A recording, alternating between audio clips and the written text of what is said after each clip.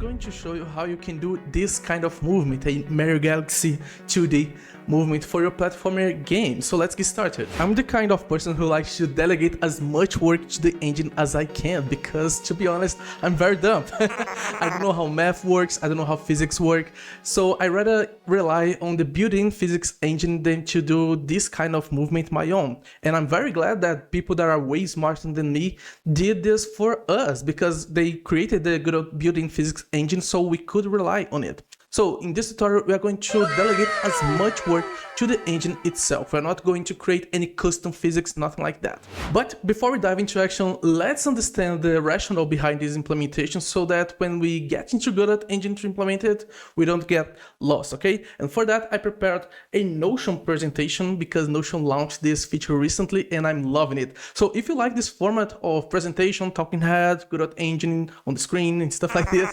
please leave a thumbs up.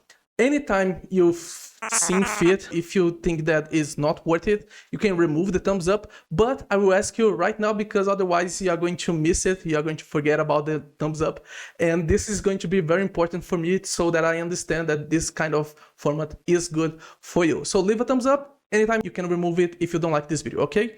So the real secret here is to rely on the up direction to create all the velocity and all the forces that are going to be applied to your character. But this is not very obvious because in the documentation, Godot only says that the up direction is used to detect physics boundaries. So the walls, the ceiling, the floor, and stuff like this. So it's not obvious how we can use the up direction to create this kind of movement. Well, this character that I created, this asset pack, was inspired by a game that I created. It was my first game. It was called Mooncheeser. It was a infinite runner. And one of the features that I wanted to add to this game was that the character would walk around the planet, but I didn't manage to do that, so I created this power-up where we can grab a shooting star to fly around. And this was the way that I work around that because I wasn't able to implement what I wanted. So yeah, that's what I was left with, to the point that a friend said to me, you are good in cutting corners, but I really miss walking around the moon. It would be great if I could do that, especially if I could move to other planets from there, like in Super Mario Galaxy. And this stuck with me ever since 2016. And I found a solution and created this asset that you can see right here. The link will be in the description and in the pinned comment. Is a beautiful character. All of this you can see on the screen, so these features are freely available. They are not part of the paid mini course, but if you want to get more in-depth knowledge, as I said, you can get the mini course, okay? So the whole point of this character is that we can walk around. It has slope movement implemented. It has moving platform movement implemented, so you don't have to work with any other thing. You can basically just pick this asset and import into your very own project. But the whole point is that the main issue that I realized while searching for platformer character controller code on the internet, especially regarding Godot engine, is that people try to replicate the standard platformer character, right? So things like in Mega Man X5. So the character walks on the screen, it walks horizontally, it jumps vertically, the gravity is always pulling them downwards. And to implement that, basically you decompose this screen space, so the X and the Y component of the screen, into the vertical and the horizontal movement, right? So Y is going to be the vertical movement and the X is going to be the horizontal movement. And this works if the character is only going to move in absolute screen space, right? But what happens when you want to add some gravity puzzles, like when you want to reverse the gravity, right? So you want to invert the gravity, so you have those puzzles around a platformer. This is very common nowadays, but back then in Mega Man X, I think that they tried to make that. They didn't figure out how to do that with the implementation that they had. I think that they use the same physics engine throughout the whole Mega Man X series. And I think that they wasn't prepared for this kind of gravity puzzles for the game. So when they tried to make one of those, I think that the production team said, we don't have time to remove that. We are going to keep it, make it make sense for players. And this is the workaround that they implemented. So as you can see, they're going to face a gravity puzzle right here, and instead of flipping the character gravity, they flip the whole screen. You can clearly see this happening. So let's see if there are other instances of this. As you can see, the screen, so you can see the spikes here, and the spikes are going to be flipped vertically, so you can see here are the spikes, and they basically had to flip the whole level, the whole screen, because the character couldn't be flipped. I think that this is because of the physics implementation that they use for this game. If you want to implement this kind of feature, the whole thing is that you will need to decompose the movement, the actual velocity, into vector components instead of axis components. So what we typically do is that we take the movement, especially the velocity, and we decompose it into the x and the y components of this vector, and then we sum them up into the complete velocity, which is going to dictate the movement. But the solution for that is to understand that these are two different movements. If you want to implement a radial movement, the vertical and the horizontal forces applied to the character are actually relative to where the character is moving. So for instance, if the up direction is pointing upwards, which is typically how we implement platformer characters in Godot engine. If the up directions point upwards, the sideways movement is going to be the X component of the up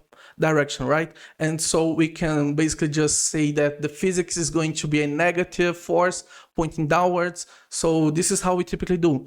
But instead, what we should do is to take the up direction and decompose it into two different vectors. So a vector that is going to be parallel to the up direction and a vector that is going to be perpendicular to the up direction. And then we can sum them up to create the new movement velocity. Because if the up direction points like diagonally like that, the perpendicular vector will be rotated as well. So this is what we actually want, right? And this is the implementation that I use for this character. So you can see on the screen, this is the code.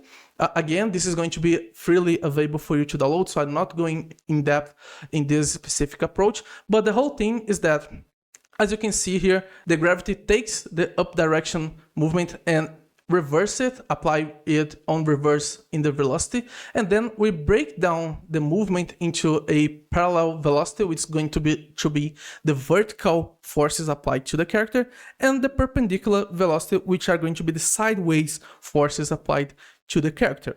So as you can see down here, if you want to make the character jump, you just take the up direction and apply the jump strength. So it becomes way simpler than making custom physics simulations and stuff like this, because you can basically just sum up these components after you broke them down, worked with the actual perpendicular velocity, and then apply them to the character velocity.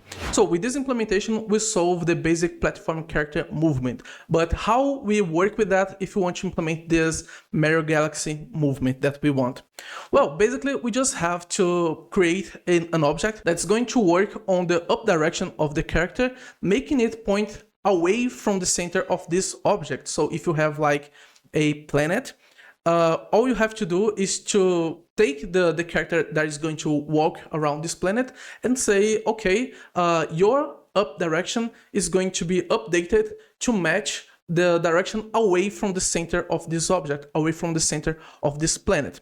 And you can do that as simply as this code is a one-liner, basically. You have the character body, you work with the up direction, and then you take the global position of this object, so in this case the planet, and grab the direction to the character global position as well. So this is the up direction that is going to be used in this character when it is walking around this planet. And as you can see here, we are not changing the interface of the character body 2D. So we are maintaining all the library that Godot offers for us to work with its physics body. So in this case, with the character body. So by keeping that, we can rely on the Godot physics engine as our ally instead of fighting against it when we create like custom implementations. We are using Godot engine as our leverage for this kind of implementation. And this is the best of both worlds, because you can inject custom physics into the Godot building physics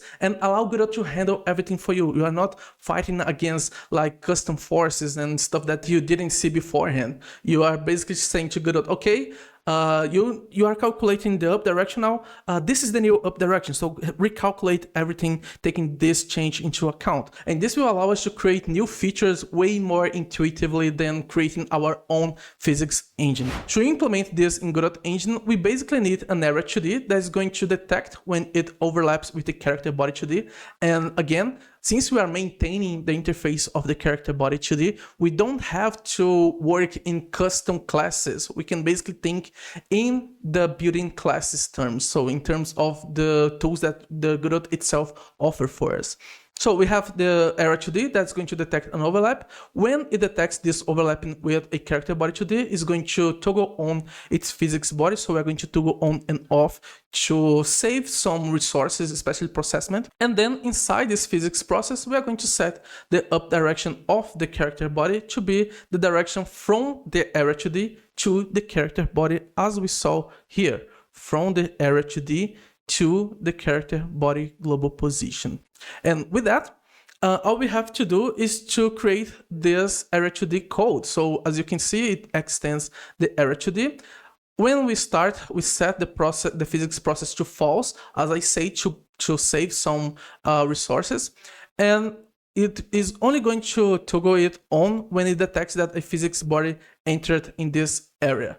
When such thing happens, we are going to toggle on the physics process, and for every body inside this the get overlapping bodies list, is going to set the body up direction to this direction that is going to be the area global position towards the body global position. And one small observation here is that, as you can see, as you can think, this get overlapping bodies doesn't filter out just character body 2Ds, right?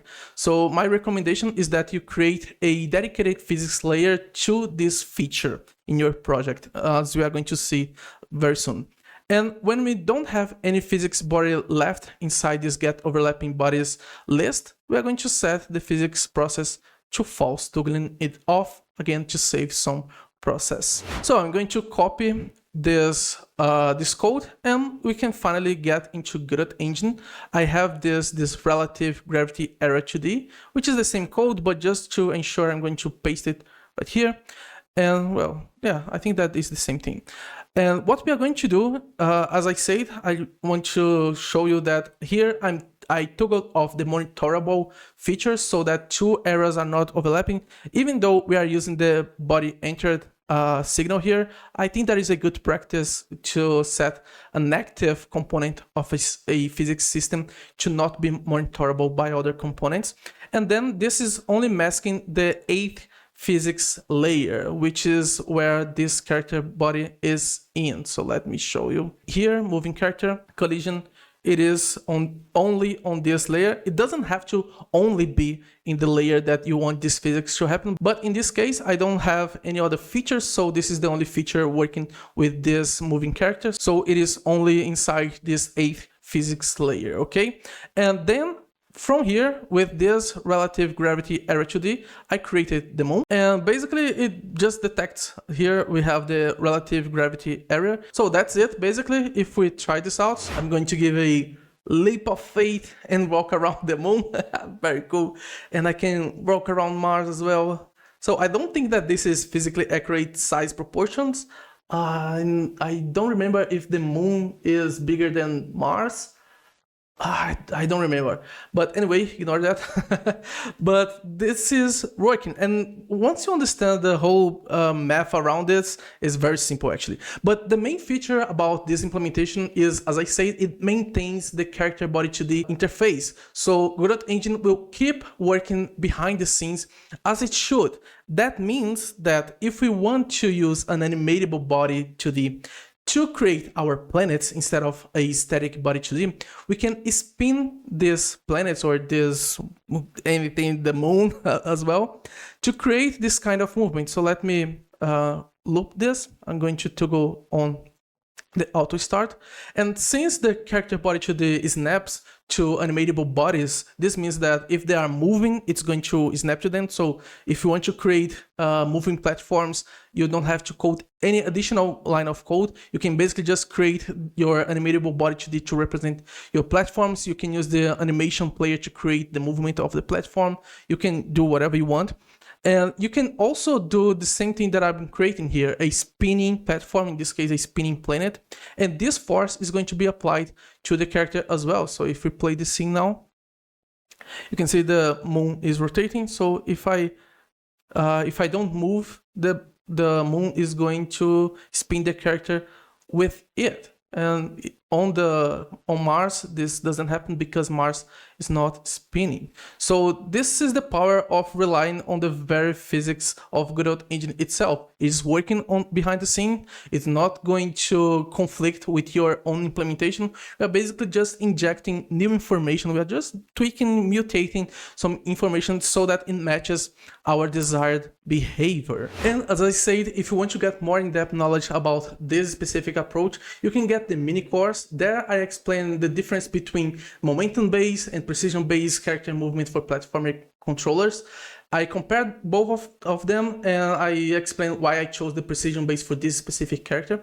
I also explained how you can bring this asset to your project so you understand what are the features that you can use to plug it into your character, especially regarding animations, because I implemented physics-based animation transitions, so you can create a finite state machine and use the methods that I created to make the transitions of your character and make it physically based transitions, so physically based animations for your character as well.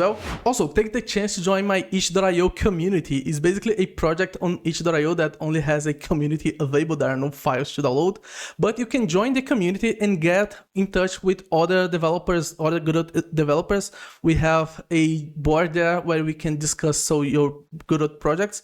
But I also gamified this community so that every release that I make, especially this asset packs, is going to be themed with the whole space fantasy purpose of my studio. So for instance, the next asset pack that I'm going to release is going to be your handheld replicator, which is a very cool name. And you can turn on the notification, especially on the announcement topic, so the announcement board, because then as soon as you log into itch.io, you are going to get a notification if I post something on this board. For instance, I announced the release of this asset pack 2 weeks ago there, so there you have it. And as you can see, the name of this asset pack there is called the space suit, because you can finally walk around the universe with this asset pack to the platformer character. But that said, that's it for this video. I hope you enjoyed. Thank you so much for watching. Keep developing, and until the next one, see you there.